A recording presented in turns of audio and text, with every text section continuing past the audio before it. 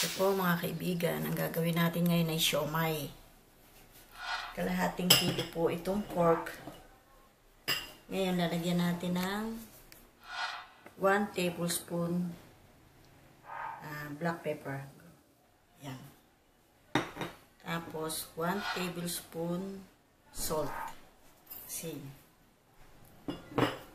2 tablespoon na garlic.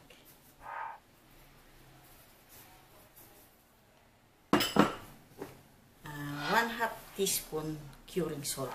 Ayan, konti lang. Tapos, mix muna po natin siya. The more maraming paminta, mas masarap at saka garlic.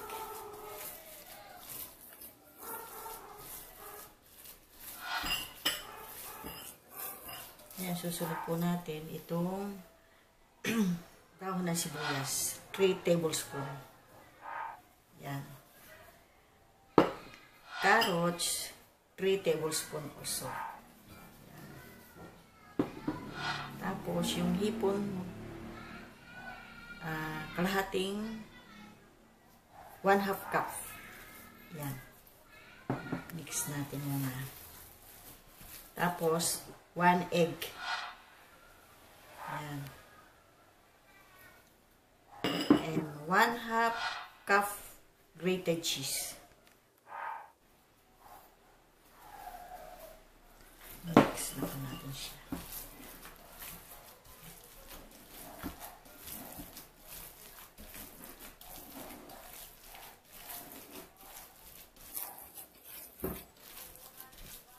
Ito po ang ating nagpapabangot, nagpapasarap. Sesame oil. 3 tablespoon sesame oil.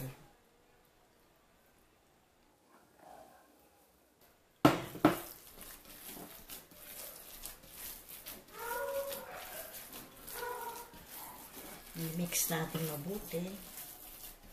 Special po ito. Kasi may cheese pa. Ang bango.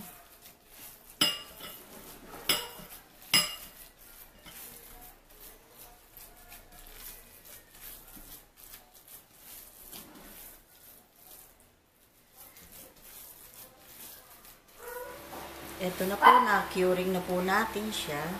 Ngayon, ang gagawin po natin, bago natin ilagay dito yung siomai, para hindi siya didikit, papahiran natin siya ng oil. Mga paligid. Ganun lang po yan. Para pagka naluto na, hindi tayo mahirapan kuhanin.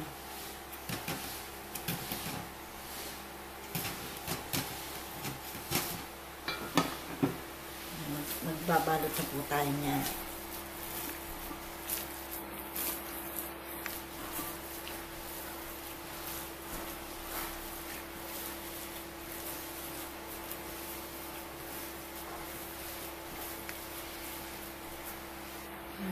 Ito po yung wrapper niya. Lagay tayo ng tamang laki.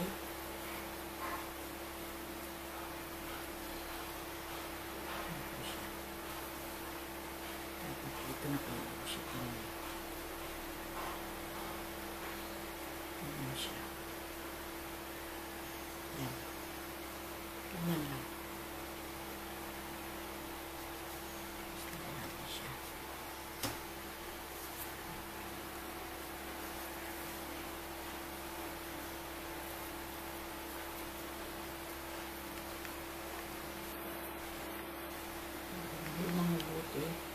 Ganun siya.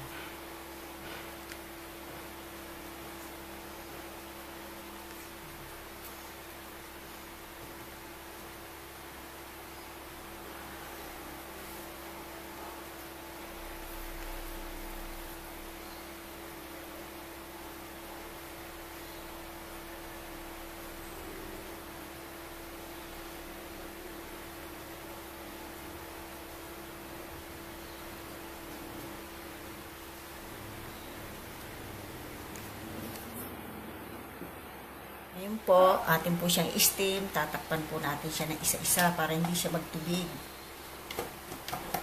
Hanap natin lapat niya.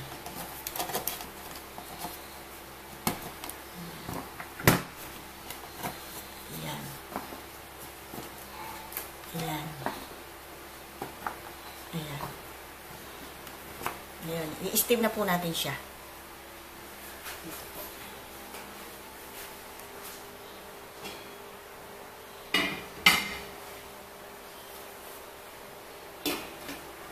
Ng 15 to 20 minutes.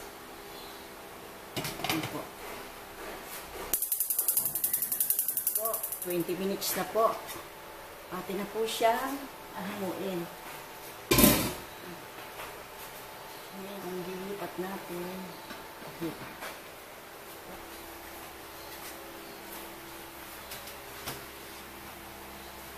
Ayan po siyang titingnan at titikman. Wow! Ayan na po siya. Ang bango. Ayan, lalagay na po natin siya dito. Ito po. Atin po siyang i-mix po natin ito. Yung sauce niya, ito na po siya. Yung chili garlic sauce. Lagyan po natin siya ng soy sauce. Ayan. Ayan, lemon. Kalamansi po sa para hindi masama buto.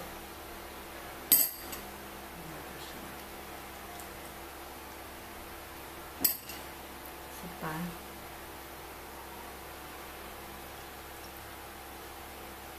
Ang bango. Yummy. Ito na po ang finished product natin. Tikman na po natin.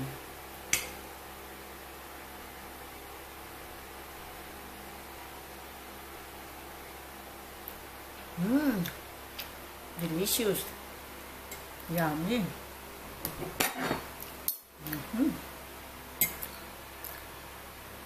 Ang sarap. Gawa na po kayo. Pwede nyo rin business to. Sarap.